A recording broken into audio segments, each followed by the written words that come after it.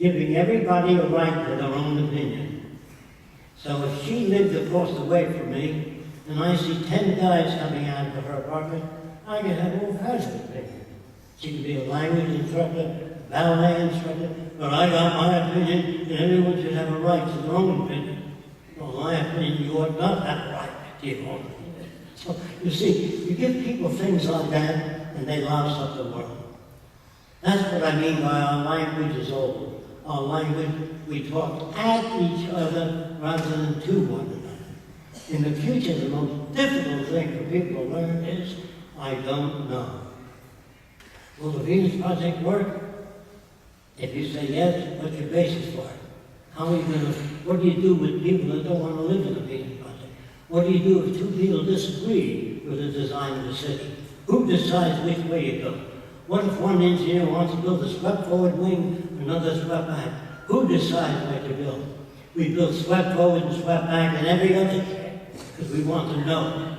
Person says, I believe in natural medicine. Another guy believes in orthodox medicine. Let's try them all. Why do you have to decide this or that? You have to do that in the money system. When you don't have enough money, you have to decide whether it's this or that. But we have enough resources in the world. Proof of it is the cost of World War II. When you think of all the cities that were bombed out, flattened out, 400 ships on the bottom of the sea with copper, iron, aluminum, all the lives lost, all the ships sunk, the military ships, I'm talking about freight, and all the people killed, and all the cities destroyed. The cost of World War II could have housed everyone on earth, built hospitals all over the world, and wiped out poverty all over the world. How stupid can you be?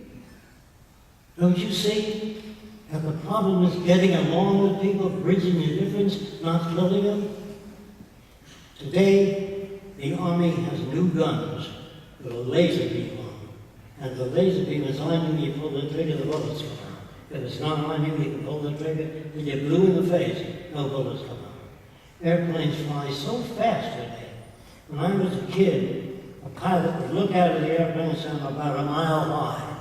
Today, with Doppler radar, it tells you exactly how high you are. The echo hits the ground and back up and tells you you're 5,300 feet, 40 inches, and so much off the ground. No human can do that. So we want all airplanes equipped with radar. We want all airplanes equipped with CO2 gas tanks in front of the engine. If you're coming in for landing today, and the landing gear doesn't come down, the wheel system, if it doesn't come down, the fact that it didn't come down, it blows the fuel out right away. Most people are not killed in airplane crashes. They're killed by fire, spilling over the engine. So what do you really want? You don't want the pilot to do that. When the landing gear doesn't come down when you press down, then you want the fuel blown out. But let's say a plane lands and the brakes fail. That plane will crash into people, hangars, and destroy things. What we would do as technicians, when the brakes fail, a net comes up on the runway. I suggested that to the Navy, to put that on aircraft carriers. So if the plane is going to overshoot the deck, the net comes up, and it works. And there are answers to problems, not God give us a safe year, bring everybody back safely. That's called a verbal hobby. When you learn to be technical, you want to know why things happen. Why do nations hate each other? What makes a thief? What's the difference between a thief and a minister? The environment they were brought up in. If you were brought up by the headhunters in the Amazon, as a baby, he'd show me his collection of heads. I got 5 heads. I said, doesn't that bother you? He said, yes. My brother has 10 heads. So is he insane? No. He's brought up in that kind of culture. If any of you were brought up in a different culture, believe me, you'd be different. If all men and women had a nose a foot long, you'd have surgery. Have you noticed this thing? So people think that there's such a thing as beauty. They think there's such a thing as truth. I meet people that tell me they're truth seekers. In order to know the truth, you'd have to know everything. No, here's why there can't be any truth. I once asked Einstein, do you believe in truth? He said, what do you mean by truth? That certain things are so. He said, well, like what? And I said, well, the chromium on my watch, just as smooth. He did me a favor, he put it under a microscope and he blew it up and it looked like that. I thought it was smooth. So I said, is that what it's really like? He said, no. He blew it up again, it looked like slivers. Oh, I said, is that what it's like? He said, no. He blew it up again, it looked like particles. So we can't see things as they are. We can only see things as our receptors are able to. Some scientists think that man is born with eyes to see. So if they come to visit me, I take them in a dark room, and I say, see. He said, I need light. And you don't see with your eye. You need light. People think that camels have wide hoofs, so they won't sink in the sand. It's in all the school books today. They have wide hoofs, and they don't sink in the sand. They don't have wide hoofs, not to sink in the sand. There is no purpose for life or anything on it. They write in books the purpose of the eyebrows is to take sweat and bring it onto the side. If that's true, what's the purpose of coughing and sneezing? To infect other people? Don't you see? Go all the way. You'll find when a hurricane comes, it doesn't go over a church or around the church. It blows the church away with all the nuns and everybody else.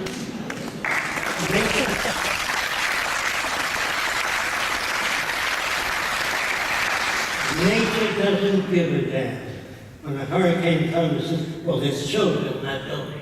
And then there's the diet people who think that the earth is some form of connection with living systems. The earth doesn't give a shit about anything.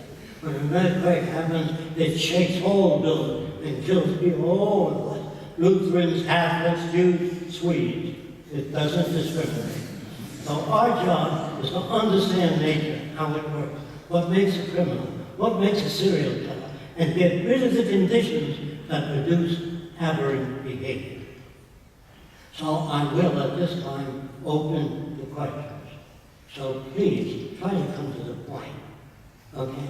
So if you have any questions, please, I welcome you to raise those questions. Yes. Okay.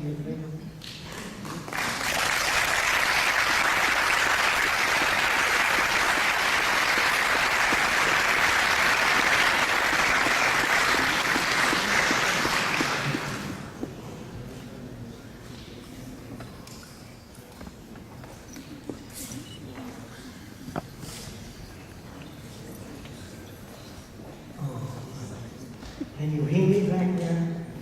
If you have a question, raise your hand. Wait, Jacque, people will be going around with mics. Oh, but I need one here, too. Hello?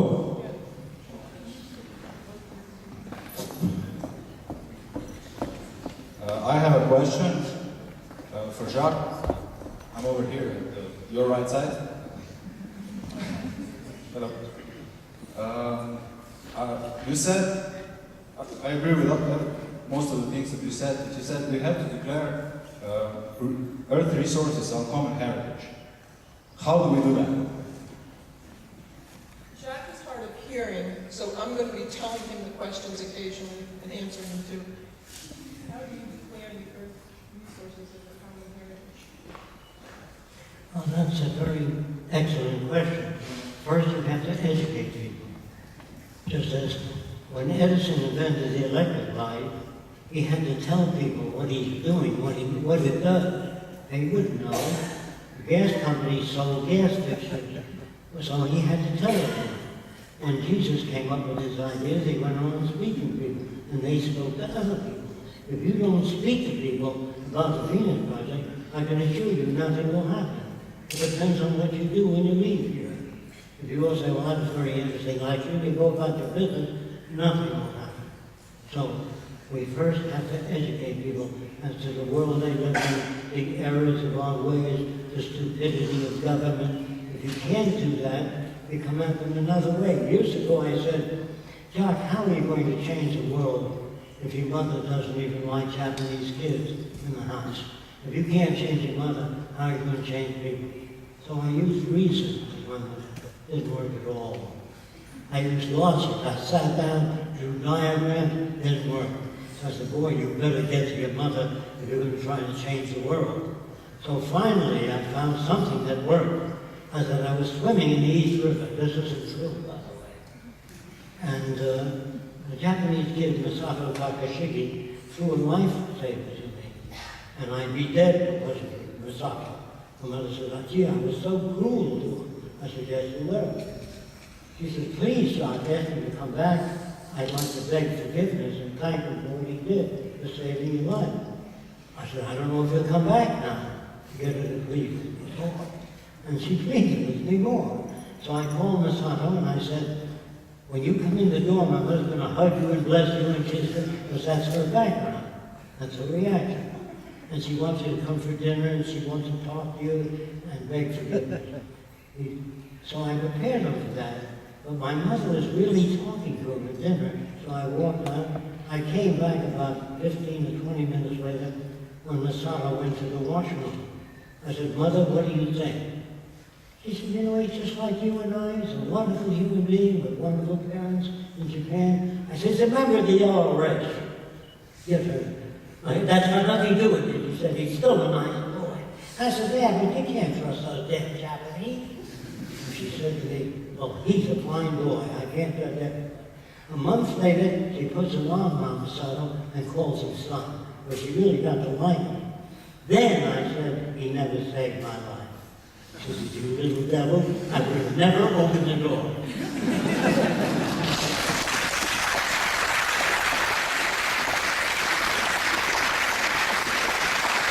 Then I said to myself, how are we going to change people in large numbers? So I joined the Ku Klux Klan. Many people here do not know that. It took me a month and a half, and I wiped out that group in Miami. That is, disbanded them. I didn't hurt them or kill them. And then I joined the White Citizens Council. They hate foreigners, all foreigners, because they take jobs away. So I dissolved that in 1 month. Then I came back to New York and I asked a lot of people, who are the most backward people in the New York area? And a lot of them said the Arabs that live on Atlantic Avenue. I said, what makes you think they're backward? They still believe the earth is flat. And I go, gee, that'd be a great opportunity for me to see if I can turn them around. So I always call upon the leader of the group. His name was Elbaz, to this day. And I called him, I said, can I come and talk with you? He said, you are Arab? That's what he said. You are Arab? I said, yeah. I mean, just Arabic. Speak a little bit, I'm not an Arab. And he said, where did your father be born? I said, Lebanon. And that means where was your father born? So he said, come and saw me. He's come and see me. I came to see him, and he said to me, you believe the world is round? He held his hand up like that. I said, yeah. He went, that means it can't be where he comes from. So I said, then what's the matter? He said, if the world is round, man formed me down here. All the water, he formed me down from the world, if you're down. So I knew, gee, how do you get to that guy? So I brought stuff with me, knowing something about that background. I blew up a balloon, put it in his hand, rubbed it with fur, put cornflakes in his hand, and told him to hold his hand away from the balloon, 6 inches away. Does anybody know what happens if you rub that balloon with fur? It becomes electrically charged, and all the cornflakes jump up to the balloon. His jaw hit the paper. And he said, world, he magnet? I said, yeah. Ah! And he explained that to all the other Arabs. It took an hour and a half. But he used terms like gravitational field, or the moon has a gravitational field. They don't know what the hell you're talking about. So you have to adjust your language to the group. When the head of the Klan came up to me, he said, Jacque, you're a smart guy. What do you think of the Ku Klux Klan? I said, it's a great idea. It doesn't go far enough. That's what do you mean? And they listen. But if you attack, you lose it. You understand? You don't use reason. You can't. It doesn't work on unreasonable people that never read, that know nothing. So if you're brought up in the Deep South, you're going to speak with a Southern accent. And if you live in an undeveloped area of the South, You might even say things like, I vote